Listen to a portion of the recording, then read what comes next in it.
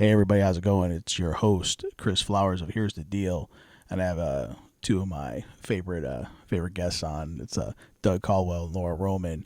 They combine together to be Homes for Heroes, which is awesome. So Laura's a realtor and Doug's a residential lender, and together they do outstanding work, not only for the veteran community, but especially for the veteran community and first responders and teachers and things like that. So it's pretty great.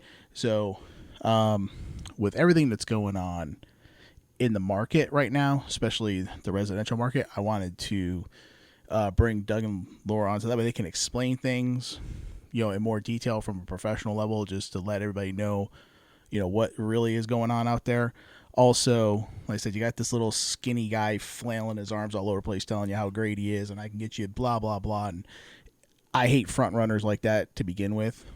We get the same thing in the commercial market. Everybody's your best buddy. They'll take you golfing. They'll do whatever, when things are going well. But it's times like now when all the front runners start running for the door, and it's the grinders like Doug, Laura, myself, the people who actually set relationships up. This is when we go to work extra hard for our clients and our customers. So, in our referrals.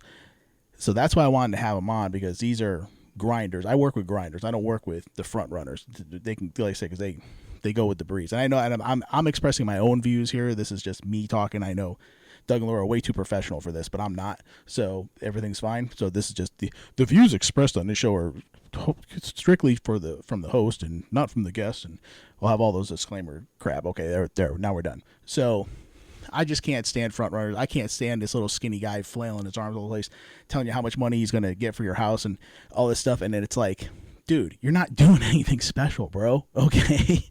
Let's dispel that right there. You're not doing anything special. That's the way the market was. Now that the market's turning, I want to see what he's going to come out with now, because now he's not going to be so much the front runner. But anyway, okay, so my rant's done. I'm going to bring Doug and Laura on. They're already online. And they're going to tell you what's really going on in the housing market. They're going to be much more professional about it than I am. And they'll explain things so that way we get education out there when people need it the most. So, Laura, you're ladies first. You have the floor. Go. Well, well, tell us how you really feel, Chris. Wow. Have I ever been shy about expressing anything like that? No, never, never, never. You never have. I can't say that, but no. Thank you for having us on. I really appreciate the opportunity to have this conversation with you and Doug this morning. And so yeah, so what do you want to talk about first? Well, obviously, of course, Laura's been on the show before, but just like I said, reacquaint us with who you are and what you do, and then we'll bring Doug on. He can introduce himself, and then we can start going into where we're at in the housing market, and as far as inventory and rates, and the good, the bad, and the ugly, and we'll get into all that. Gotcha. Gotcha. Well, my name is Laura. I live and work in the Goodyear area. Now I serve clients all over the Phoenix metro area, but I've been a Goodyear resident for about 25 years now. So I've been here. I've seen all the change, and I just absolutely love the West Valley. We are a military family, which is why Homes for Heroes really resonates, and it's really near and dear to our heart. And for those who do not know what Homes for Heroes is, it's a national nonprofit who focuses on serving and giving back our heroes, which our heroes are military, law enforcement, medical professionals, teachers, all of our first responders. So if you're a EMS, a 911 operator, and we even extended to Gold Star families because they're the Awesome. ones that made the ultimate sacrifice, right? So we want to make sure that we honor their service and sacrifice as well. So what that looks like from a real estate perspective, and I'll let Doug kind of cover from a mortgage perspective how the program works on his side. But from on our behalf, whenever we have the honor of serving a local hero, we actually give 25% of our commission back to that individual and their family. So those funds can be used towards their total out of pocket funds or costs, excuse me. They can buy new furniture, they can use it towards home improvements, whatever they want. There is no red tape. There are no requirements. And my favorite part is that it doesn't create a taxable event. So whatever they receive in forms of hero rewards, let's say if it's $2,400 or $3,600, whatever the amount may be, it's truly just a gift gift from us to the hero, just as a thank you. I mean, we have so much gratitude for our local heroes. We've always had it, but especially over the last 2 years, since things have been so hard for our first responders and our medical community, we just want to give back to them and honor their service. No, it's awesome. It's awesome. And then okay, I'm on video. So before anybody says, "Hey, I'm wearing a New York Yankees hat," so before anything says to any kind of comments about, "Oh, he's wearing a Yankee hat," he's talking about he's front runners. Let me tell you something. In 1990, when the Yankees lost 95 games, I was still wearing a freaking Yankees hat. I grew up 40 miles away from Yankee Stadium. Grew up in the building, so I don't want to hear nothing about that either. Okay, deal with the fact that we are the best. We're always going to be the best, and that's just the way it is. That's not a front runner thing. That's just the way it is. So, okay, that rant's over. Now, Doug, do your thing, brother. Well, starting off with that, I'm an Oakland A's fan. I grew up around Oakland, California. So everybody was everybody was repping the Oakland A's in '90. Everybody was wearing that except me. Okay, so everybody was wearing that green and gold. Okay, that you had your moment there. Okay, you were. But good. I still wear the green and gold. You do. And you do. Even though we're probably like one of the worst teams, and we're like the we're the farm club for the whole baseball, for the whole Major League Baseball. All of our players, we just traded them off last summer. So listen, you got to support your teams, my friend. That's and right. we appreciate you supporting us, Chris, and we support you too, my friend. And you and I obviously have a lot of conversations offline. We refer clients to each other all the time, and it's because we trust each other. It's because we know that each of us does a great job, and we're grinders. That's why the three of us are here. It's because we're grinders. We're grinders. Absolutely. So my name is Doug Caldwell. I'm a mortgage loan officer. I work for Fairway Independent Mortgage. I also help our heroes through Homes for Heroes. I have been a mortgage loan officer ever since I retired from the Air Force in 4 years ago. Actually, before I retired from the Air Force, I had a job at Fairway. So I've actually never not had a job over the last 24 years. And going back even a little bit further, I've been working since I was a kid. I took about 2 weeks off before I left for basic training. So I can't remember the last time I didn't have a job besides that 2 week period. Mm-hmm. So, just keep working, keep hustling and trying to work hard, For me, the benefit with Homes for Heroes, actually, I believe the true benefit comes from working with Laura. She's fantastic. She's the one who stays and meets them in person, takes them out, shows them the houses, and she gives, awesome. She gives a portion of her commission, which is fantastic. For me, I give back to the heroes in ways I can. And I say that lightly because there may be some products, like if they use a down payment assistance, then I can't give really anything else back to them except my service, my time, and my commitment, which is also valuable. Of course. But if they're not using a down payment assistance program, I typically help them pay for their closing costs, or I buy down their interest rate. Most people, especially in this market, would prefer to have their interest rate bought down a little bit by the lender compared to getting a credit towards closing. But if cash to close is an issue, then obviously getting a gift to help you with their closing costs is something that I help them with. Okay, that's awesome. I appreciate that. Like I said, I definitely appreciate what you guys both with, and plus together, you guys are even more amazing. Separately, you guys are great, but together, you guys are. I mean, these guys are winning awards. I mean, we're all part of the Air Force Sergeant Association and everything like that. So these guys are definitely they're walking the walk. They talk the talk. They're going to be there whether the market's down, whether the market's up. They're going. Well, Laura's winning the award. She's big time over there. She's doing big things. Well, she's definitely the brains of this whole organization. We already got that figured out, so we already know that. So now, okay, so we kind of touched on it a little bit. Now that the market's like cooling off, and now it's becoming a buyer's market, and not so much a seller's market, things like that. And you were talking about down payment assistance and things like that. So let's maybe touch on that a little bit, because I mean, I don't know if people are aware of these things, or like, okay, before they were gone, now they're back, or so maybe we could touch on that a little bit to help people out if they're moving here, or they are looking to maybe go from these outrageous rents, trying to get a house, things like that, and what those benefits might be. Sure. So down payment assistance is coming back for Fairway Independent Mortgage. I hear some lenders out there saying it never really went away. I guess that's kind of true. It never really went away. It just wasn't offered. Certain products weren't offered because the interest rate market was so high. So banks make money on return. That's the easiest way to say it. And if they can't make money off the interest rates that they charge, then they don't offer a product. So there was a time where down payment assistance just didn't have an interest rate that they were offering because the interest rate would have been so high, it wouldn't have been value to the consumer. And if you hear banging in the background, please forgive me. I got floor work going on today. But with that said, so down payment assistance is coming back. Actually, it just came back on July 5th. We're waiting for the official guidelines to come back out, but it looks like it's going to be a non-forgivable product. So it's going to offer down payment assistance to Fannie Mae and Freddie Mac individuals who earn under 80% of the area median income.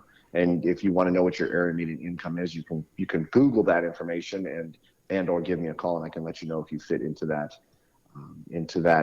income limit. So Freddie Mac and Fannie Mae both have a 5% down payment assistance, and FHA is also offering 5% down payment assistance in the Maricopa County or in the entire state. Excuse me. This is a Home Plus product, so it's across the entire state. Okay, that's cool. Yeah. Thank you for. Also, go ahead. Also, real fast, Chris. I'm sorry. No, we go also ahead, man. have another product called Chino, which is fantastic. It's a payable down payment assistance program. So it's not one of those free programs like Home Plus that I quote unquote free. If with the new Home Plus product, if you sell your house or refinance your house at any time or move out of your house and make it not a primary residence, you have to pay back that assistance. But we have a Chinoa product, which is also another down payment assistance product, which is a payable second. So it's like a second mortgage with a small payment on it. And you can use that product, and it's over 10 years that you'll pay back that down payment assistance. But if you can afford the payment, Chinoa is fantastic. And if you need the assistance, Chinoa typically comes with better interest rates in the past. But right now, the interest rates on Home Plus are far better. Yeah, see, I never even heard of anything like that, so that's why I'm glad to have, guys like you guys on, so that way you can educate us on all these things, because I do the commercial stuff, but yeah, I don't know the first thing about residential in any way, shape, or form, other than I know how to call Doug. I got Doug on speed dial. Other than that, I'm good. So that's all I need. So, and then Laura, I know, like I said, I know things are crazy from flipping over from the buyer side to the seller side, things like that. Is there anything going on as far, I mean, maybe you can educate us on like inventories and things and what's coming up, or, what's going on from the, we can educate us, like, is it still a good time to buy? Is it still a good time to sell? Or, what your kind of, professional opinion is on the market and where things are going. Sure. So I'd like to start by saying that, I mean, there's a lot of confusion, a lot of information that is being shared out there, right? And the one thing that I'd like for everybody to keep in mind if they're, thinking about either selling or buying or both is that the headlines do more to intimidate than they do to educate. Right, because fear sells ratings. So Wow. ratings. So if it bleeds, it leads. Yep. What now? I said if it bleeds, it leads. Right? Okay. Yeah. Yeah, so it's just, we get sucked into, whatever's going on, whether it's, print, online, or on TV, whatever the headlines are for the day, and inevitably we get sucked in. So the one thing that I would say to potential sellers or buyers is make a decision based on today's needs. If through the pandemic your family grew and now you're busting at the seams, you need more square footage, extra bedrooms, and it makes sense for you to move, and financially you can afford it, by all means, take that step, make that change, get started, get in touch with a lender, in this case, of course, Doug, get pre-qualified so you can find out and establish your buying power and what your comfort level is and establish a budget, right?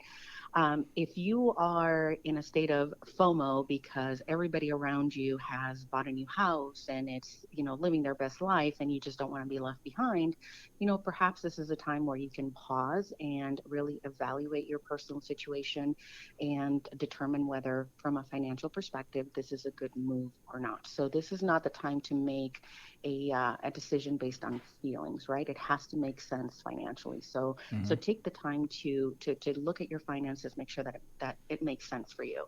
Now, it's always a good time to buy a house, right? I mean, that's what every realtor is going to tell you. But based on what I just prefaced, is it really needed? Do you really need to make that move? Mm. Now we have the market has shifted significantly in some areas more than others, and we've seen that, even before COVID. We were dealing with COVID, so some areas have grown in popularity, in size, and so we see that migration to those areas here locally. So, so currently we are shifting away from a seller's market to a level or balanced market. So that means that supply and demand have now caught up to each other. I love the Cromford Report. They are a local agency who provides a lot of data and resources to our industry. So I follow them faithfully, and I'm always listening to reports and podcasts and whatnot to educate myself. But according to everything that I've learned over the last few months, is that we may be reaching a buyer's market by the end of August into September. Wow. So what that means for our buyers is that there's going to be an overabundance of inventory. So the ability to negotiate either a lower price point or concessions, meaning, money from the seller to help with closing costs, or an interest rate buy down, is definitely there, which is not something we've seen over the last 2 years, right? So buyers can now take their time, be a little bit more I wouldn't say picky, but selective in what they're looking for, and not feel like they have to make split second decisions like we did during COVID. Um, so that's the good news for buyers. Now, excuse me, for sellers, the tables are definitely turning. Over the last 2 years, we have seen properties go on the market that need extensive work, that need, whether they need to be just remodeled or they need structural work. And because we had such a shortage of inventory, sellers were still getting top dollar no matter the condition of the home. Right? Wow. We were seeing buyers come in and offering thousands of dollars above list price, waiving appraisals, waiving inspections. So those days are now gone. So if you're a seller, one of the things that I would highly recommend is that you have a pre-listing inspection. So you can hire an inspector, a property inspection company to come in, do a full inspection of your home, provide you with a report, because that gives you all of the information, all of the red flags that are going to be discovered once you go under contract. So now would be a great time to do that, because you get to make the repairs on your own timeline. You can shop around for the best rates, hire the best contractors. You have full control of that timeline versus being under contract, having the inspection report from the buyer come back with a list of repairs. Now you're in a crunch time, right? You have to have those repairs done before closing, and sometimes we're still experiencing delays with either labor shortage or delays because materials aren't available. So again, if we can kind of be a little bit more proactive on the selling side, that would make that experience a lot smoother. And then just understand that your home is going to sit on the market a few days longer. Now, we're not talking, months on end, but, we are going from 24 hours of, having multiple offers to now an average of 10 to 15 days on market. So it is imperative now to have a very clear timeline, and of course, communicating that with the realtor that you're working with, so that everything is planned out and executed accordingly, so that that seller has a positive experience throughout. Yeah, I really like how you educate people on, being, content where they are. They don't have to move, especially if they can't afford it or not, feeling rushed about it.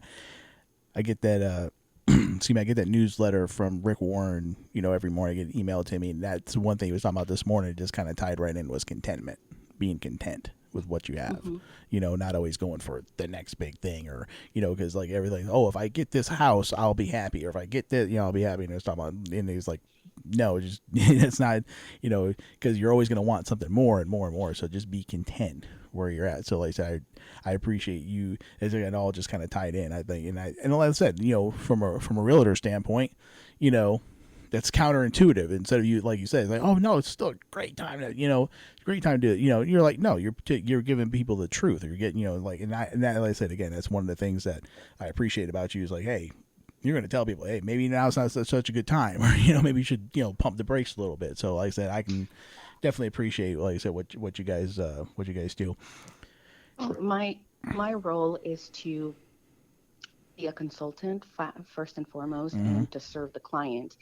I'm not walking into a buyer consultation or a listing appointment and telling people what to do. I need to serve their needs. So, this has always been my approach from day one. Whenever I Mm-hmm. meet with a buyer, it's, hey, we're pre qualified up to $700,000. That's great. Congratulations. But do you feel comfortable spending that kind of money? Are Mm-hmm. you comfortable with what your payment's going to look like? And if the answer is no, then let's reverse engineer it. Let's get an estimate from Doug.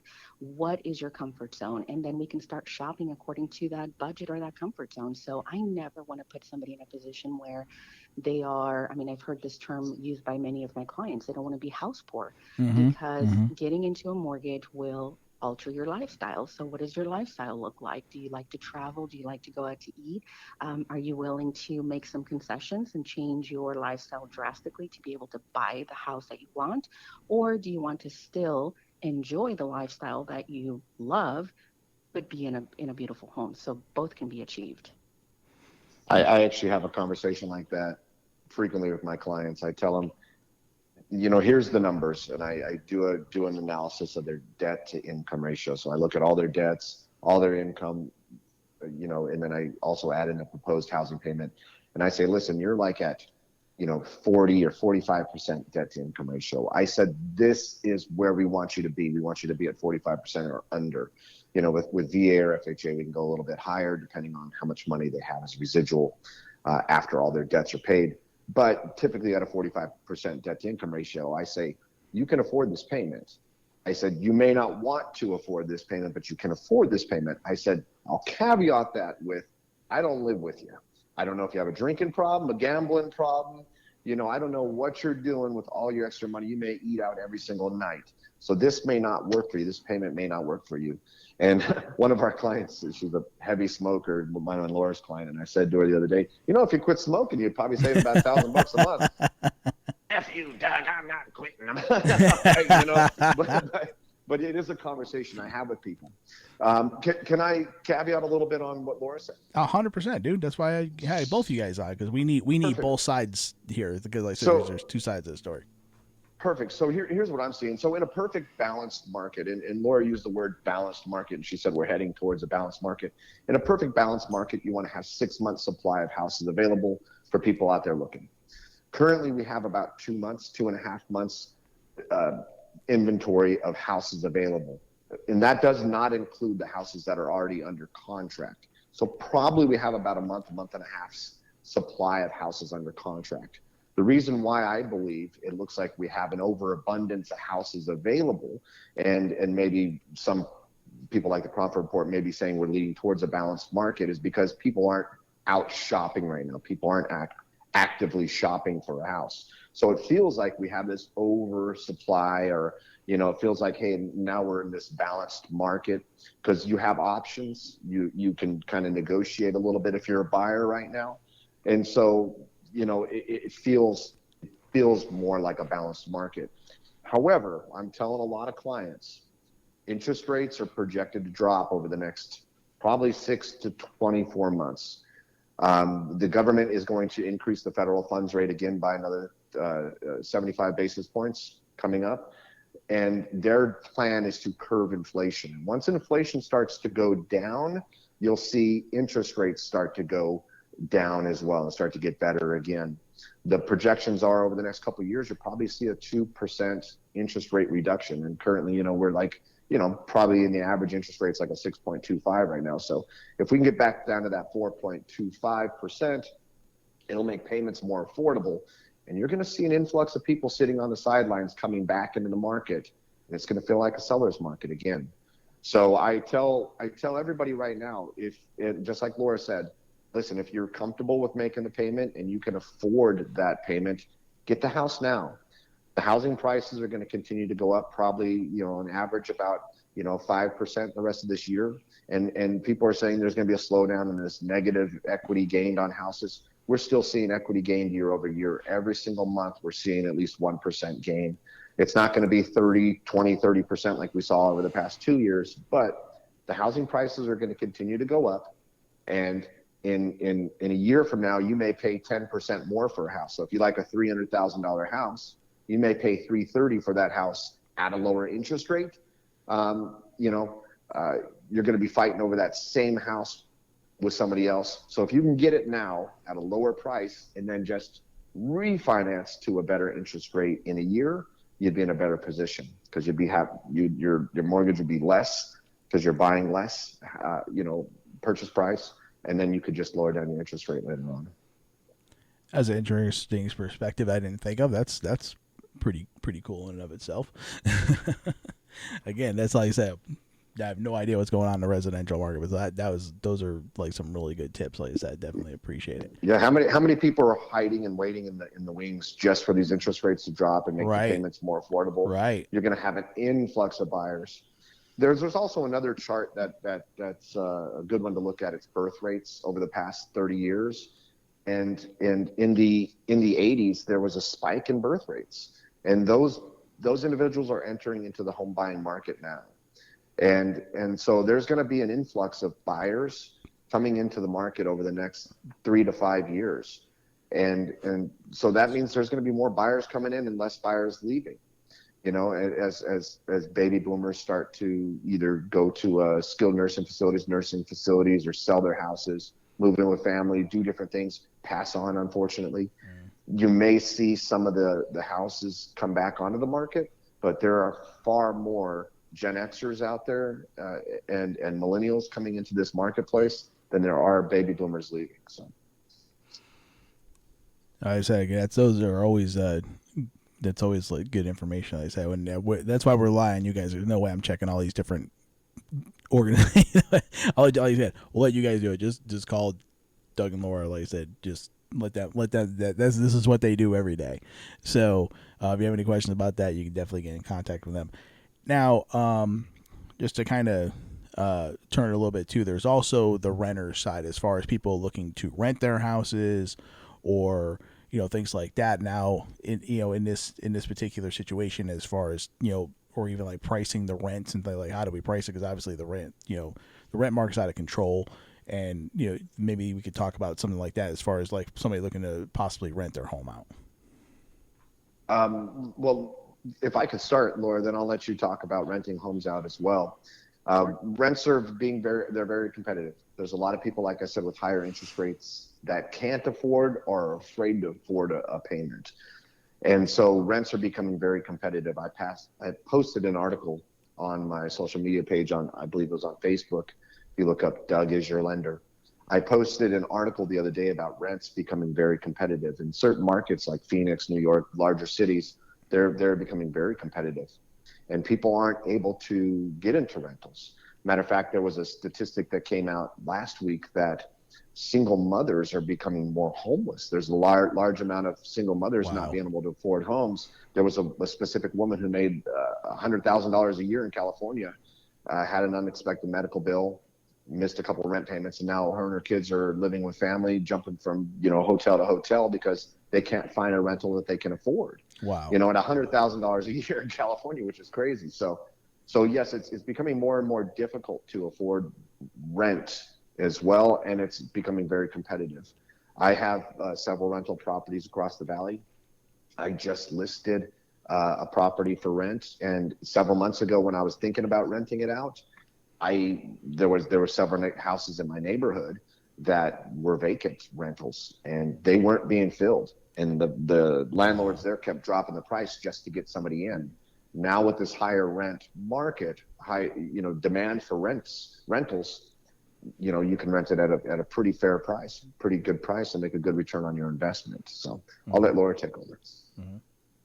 Yeah, no, I definitely agree with what Doug said. I mean, just based on some of the observations, and I'm going back to quote the Cromford report, they're noticing, now this is of course rentals that are listed in MLS. Any rentals that are privately managed, we would not have access to the data, but they have noticed over the last, I would say 6 to 8 months, that prospective tenants are actually negotiating the rental price. So you're seeing a home, let's say, listed for $2,400 a month.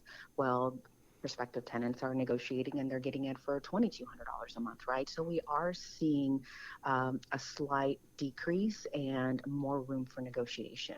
So, I mean, traditionally, the rental market over the last 2 years has been absolutely just as crazy as the resale, but we are noticing a little bit of a slowdown.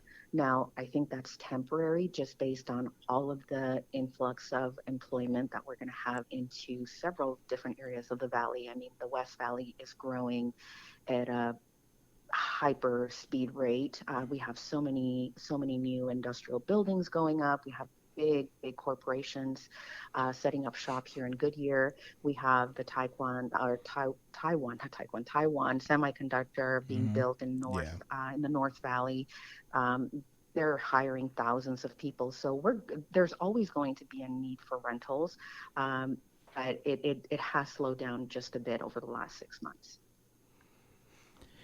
And then, is there anything out there? Because we got military members, and you guys are experts in this, that are ETSing or they're coming in or things like that. So, how does that work as far as like people want to either, they bought a house here while they were here, or they're either ETSing or PCSing, and they want to make it a rental, or possibly looking at or maybe somebody's coming in is buying. And is there anything as far as that goes, people being under orders and things like that, or how does all that work? Especially with their incomes being fixed, where obviously they're sure. For me and you, Chris, you and I both, we call it PCS in the Air Force, permanent change of station. So you and I have both PCS several times in our lives, both being veterans. And it's usually when you get to a base and you realize I got 2 weeks in the TLF facility, and then I have to get out and find a place. Most people are kind of crammed for time, and they start just looking for rentals right away. And then they usually use the excuse that, I kind of want to fill out the area, and before I pick out a place I want to buy. And then 3 years goes by of renting, and they PCS again, are longer. They may have rented the whole entire time. We strongly suggest that, people use our networks like Air Force Sergeant Association. When we hear they're coming in, when they have a sponsor on Luke Air Force Base or a sponsor in the area, hopefully they'll have our information. They can say, hey, you're coming into the Valley. Here's our realtor and our lender's information. Give them a call now before you start the PCS process. That way you can get pre-qualified. You can get fully underwritten. And that way when you move to an area, you may only need to find a short-term rental, but you could also purchase a home. Having somebody like Laura on your side who knows the entire Valley, who's lived here a long time, but was 25 years, you said? In Goodyear, yeah. Yeah, she can tell you, and her husband can tell you, who was also a real estate agent, who can tell you exactly where you want to go. Obviously we're not going to redline anything like that, but she's going to tell you what areas are fantastic for schools, what areas are good for the spouse's future job, where most military live, where the activities are in the Valley, depending on, the individual. She's going to help them find that perfect property and then do some virtual tours, because she's one of those old school agents that's going to actually take you out there and do virtual tours. She's like the old school of just getting you in the car and going. Okay, so she's Doug, gonna help be somebody. careful, because you've already mentioned Laura living here a long time and old school. Old school. Okay, so when you see her again, if you get punched in the mouth, just say, just know that I warned you. Okay. No, there's caveat that there's a million agents in the Valley. How many agents are there in the Valley, Laura? Oh, who knows? I don't 25,000 or something like that, right? Something like that. And a lot of them are great, but only a few of them are fantastic. Laura's one of the fantastic ones. That's right. So she's gonna There's nothing to do with her age and the attention, and take them out and show them the properties that they want to see, tell them about the areas, and hopefully we can find them a house and maybe even get them under contract prior to them PCSing in, or at least have a list of houses for them to see once they land. And that way they can get out, get under contract, maybe extend for a month in TLF, extend for a couple of weeks, and we can close them on time if they're already fully underwritten. So I think when we look at individuals who bought a house right when they moved to this base, and then they're PCSing out of here in a couple years. They're walking away with 50 to 100K in their pocket, which is fantastic. For me, I lived in base housing most of my life, or I rented off base. I wish during my military career, except towards the last 6 years of my military career, I didn't own a house. I wish I would have. I would have probably made some pretty good money and not had some of the financial stresses that I had of being the single breadwinner in the family at the time. So go ahead, Laura. Yeah, well, that flattery will get you nowhere with me, so I'm just gonna leave it that way. You've already called me old, I don't know how many times, but I'm a great agent, so that's it. I mean, you can tell Doug, you can tell Doug just got married. Laura and I have been married for a little while here, so like we kind of know like the things the stay away from. What I mean, as far as Doug's still new to the married game, so he'll learn these things over time. I just don't want him to get a black eye the next time we all meet up at the Sergeant Association. I'm going to start using the word she's a veteran agent. How about that? Is that better? A little better. Okay. No, but it's true. We have experience working with our military families because we understand the timelines. We understand that everything is hectic. I mean, we don't know. I mean, if they're moving from overseas, I mean, that's a completely different process, right? If they're moving across the country, they have, especially if they have kids and pets, there's a lot of moving parts when it comes to just a regular move. Then you add, the military component on top of it. Then there's a lot of stress that happens when our military families are moving. So having an understanding of how that dynamic works is essential. And so when I speak to, again, especially a military family, it's getting to know them, understanding their timeline, what are their needs, what are their wants, and then just on my side, building a property profile that will fit exactly that or check 99% of the boxes. And so recognizing the fact that they are long distance, they have many things going on, I will go and preview properties. I will send additional videos and photos. If they're available to FaceTime, we will do a virtual showing if they're available for, let's say, a weekend where one of the decision makers can fly into the Phoenix area. I will block out my entire calendar and just devote 100% of my time to that family so we can cover as much ground as possible and submit offers. And my goal in that specific scenario is that whenever that person flies out of town and goes back home, that we have secured a property for them. And we've done it many times. So we will flex our schedule and move things around to accommodate that situation. And like Doug said, the upside of buying versus renting is, I mean, you can't go wrong. I have an AFSA member actually that is PCSing to Texas, and they bought a house years ago in the Litchfield Park area. Now they paid so much less than what the home is worth today. So they're walking away with $150,000 in equity, and they've already secured a beautiful home that is twice the size as what they have here. So not only are they upgrading their home, they're paying off all of their debt, and they're going to have money in the savings account to carry them for at least 2 years as the husband finds new employment and whatnot. So that's the power of buying a home and using your equity. I have another AFSA member who sold a couple of years ago. She put $100,000 in her pocket. We're in the process of building a home that she's going to use as an investment. So she's getting conventional financing for that. But I mean, even in that situation, she's using part of the money from the proceeds of the sale.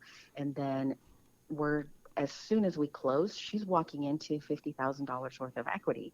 So yeah, I mean, there is no downside to buying a home and either keeping it as an investment or selling it, cashing out on your equity, and setting yourself up for future success. Yeah, that's good information to have. Also, thank you guys so much. Maybe what if somebody's kind of like, I guess Doug touched on before. He said, hey, I wish I had bought the house when I first got stationed here and started building my wealth up and things like that. So what about as far as deciding whether, okay, maybe should we sell it or should we rent it out and, keep it and then, have it as a, additional asset and buy a house or whatever when I get to my new duty station. So I guess maybe if you can, maybe it's a little outside the scope. How do we like, I'll take that one. decide, yeah, I got decide you. how to go I on got that you. one, and So, what's the best choice to do? so it's a financial question, and it's a question on return on investment as well. If how much money they're going to make for this property, if they're going to be able to, pay off the debt and make a profit on their house, or at least break even. So we have that conversation of what the average rents are renting for the area, what their debt to income ratio will look like, and what they can qualify for moving forward in the future. So if they're moving to an area that's more expensive, say they're moving to, Connecticut, right, or somewhere where the house, Boston, somewhere where the houses are costing a lot more money, certain parts of California, then they may not be able to afford another property there. They may turn into renters. So relieving up some of their debt to income by getting rid of that house and having cash that they can put down on their next property from the sale of their house may be a better option. Also, not everybody's fit to be a landlord. There are property management companies out there. I had a friend of mine call me from Germany, or text me from Germany the other day, and her property manager is not doing a good job, and so she wanted to switch to a different property management company, and that kind of stinks when you're overseas, and you have to switch property It's a management lot of companies because stress. you're not here to handle that, Yeah. right? But and she lost a tenant, had a bad review, and this and that. But not everybody's made to be a landlord. I had a friend who's a school teacher, and he had a rental in Goodyear, and he bought a new build in Goodyear. He lived about 2 miles away from his old house, and he would drive past that house every day, and he would say, "Doug, I saw the guy. He was doing this in the house." I said, "Dude, you're treating him like he's your kid, and you're looking at him clean his room." I said, "You Stalker. can't do that."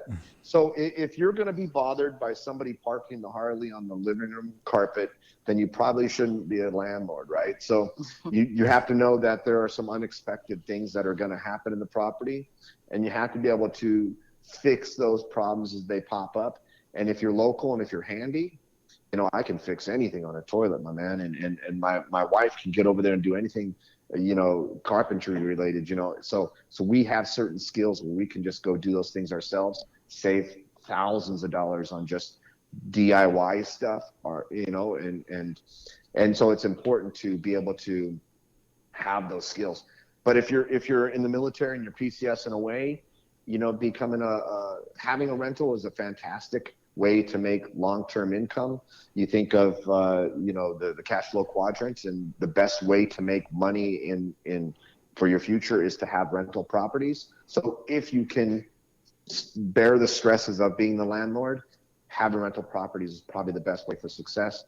But it doesn't always meet everybody's needs, and so that's a conversation that's good to have a team where you can get multiple opinions. And it's great to have a teammate that, hey, listen, if you can't turn it into a rental and qualify for the next guy, then, we got a person here like Laura that can sell your house for you quickly, more quickly than the screaming skinny arm guy. So. Well, and I think that's the key component right there, Doug, is you hit the nail on the head as far as having a conversation, because I can provide rental comps, I can provide, just sales comps, and Doug can provide the financial advice and provide the numbers. It's in black and white. So like I tell everybody, the good news is you always have options, but it's all in the conversation and making sure that client is getting the information that they need, and that is being served the way that they need to be or the way they deserve. So that's so important, that nobody's making any decisions for anybody. Nobody's getting pushed to do anything. It's just information, education, and making sure that client feels comfortable. And what a blessing to have that option. Mm-hmm.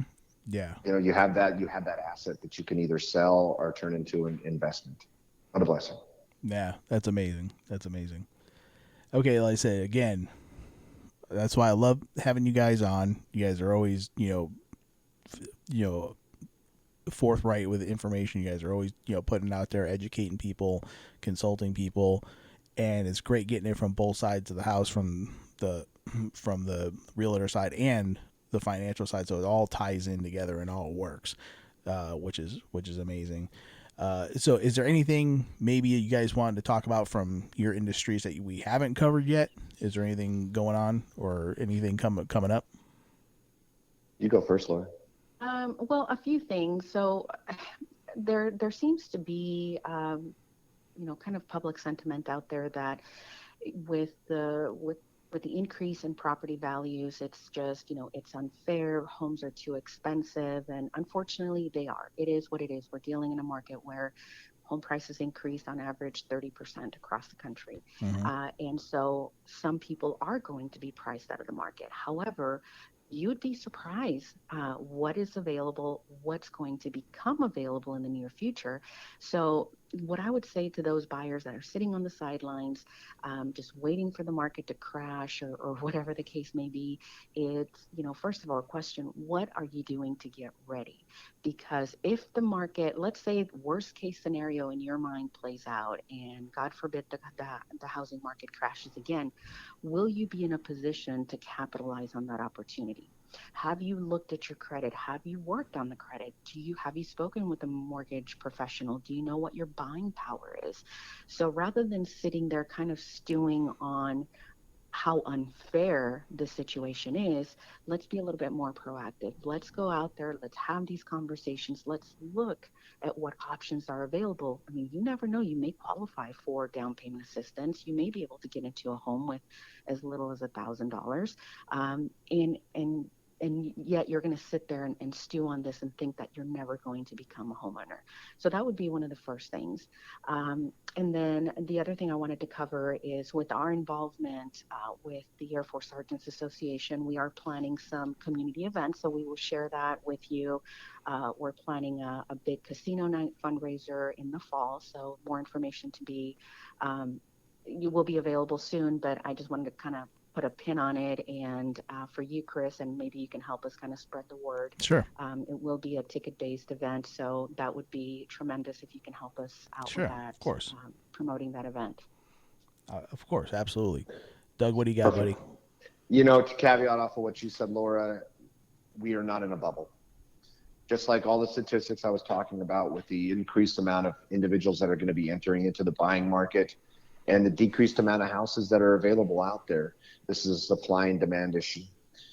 We are definitely not in a bubble. People think that this is 2008. In 2008, we had bad lending going on. The government stepped in and created the Consumer Financial Protection Bureau after that, and regulated and became a conservator over Fannie Mae and Freddie Mac just to kind of watch how lending is done. So we are not headed back towards that. Are there some ugly types of loans coming back out? Sure, there probably are, but we're not doing the same thing that we did before, where we were giving everybody, the only thing you had to have in 2008, and I wasn't working in the industry, but I do hear the stories. The only thing that you had to have in 2008 to buy a house was a pulse. Pretty much. You didn't have to show income. You didn't have to show assets. You didn't have to show anything. My wife said people would show up and they would go to TurboTax and do a tax return and not even submit it to the IRS and say, here's my income. And they'd say, oh, you made $1 million last year. Good. Here's your house. So there were a lot of people out there that probably couldn't afford a house. And then they would, on top of that, they would get a second mortgage on top of that. And just it was an ugly situation. And that led to the crash. Mm-hmm. Absolutely. One thing that's for sure, though, in this economy is if we are already not, we are headed strongly towards a recession. There's a lot of technical factors pointing towards recession. One of the ones that most people look up is the GDP has 2 negative quarters. Right now, the Fed chair for New York is already predicting that we are going to have a second quarter in a row of negative growth with the GDP. And so 2 quarters in a row is quote unquote a recession. Mm-hmm. But there are some other technical factors leading towards that. The jobs numbers came out today that jobs were created, but the unemployment numbers are starting to tick back up. People aren't seeing that. So we're going to start to see some more unemployment. Also, everybody knows, and you can feel it. You go to the gas pump, when you go to the grocery store, prices are higher. So we are definitely heading to, if not already in a recession. When prices at the store and the gas pumps get higher, people that run those stores have to charge more for the products, or they have to start laying off people. Don't be surprised if you don't see the unemployment numbers start to tick back up. And that's another technical sign that we're heading towards a recession. There are some other things on the treasuries when the 10-year and the 1-year kind of overlap, and that just happened. So there are some very, very strong technical factors showing that we are headed to, if not already, in a recession. So go ahead, Laura. Sorry, but a recession does not necessarily equal a housing crash, correct? 100% it does not. We have a recession every couple of years. And people just don't know it because they don't hear about it, or maybe they don't feel it as much as they do right now. So yes, you're absolutely right. The one recession that led to a crash out of all the recessions in our history of America was in 2008, and that was due to other things. So yes, we are not headed towards a crash. We are headed towards a recession. But with that being said, recessions are fantastic for owning houses because everything else is going to go up in cost during a recession. The price of the pumps, the price of goods, the price of rents.